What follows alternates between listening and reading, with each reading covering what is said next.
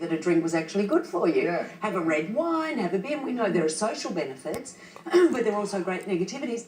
I think this is a turning point. For our generation, there is no social occasion we have, or work occasion, where there isn't a drink available. Yeah. And now we learn it gives you cancer. So is that the same story that smoking had? And I was also put to the researcher there that sort of beer sales and wine sales in Australia have dropped. So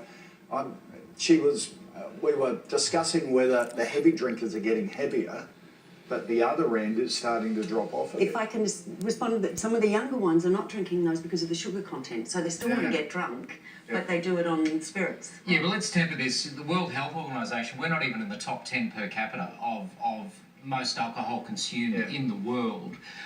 You know, and you talk about studies. I read a study that was published last year that said if you survey 100,000 people, only 63 of them will develop ill health, like things like cancers and heart health and things like that. So I think there's a lot of mixed messages around some of these studies that come out. I think at the end of the day, we should all self-regulate ourselves, and as long as our behaviour around alcohol is social and on an interactive level, I think that's fair enough. I think there's too much doom and gloom around these studies. You go to a GP, I went to a GP once, they said 4 standard drinks a week. I mean, talk about the fun police. I think you've got to have some kind of, you know, social acceptance around alcohol.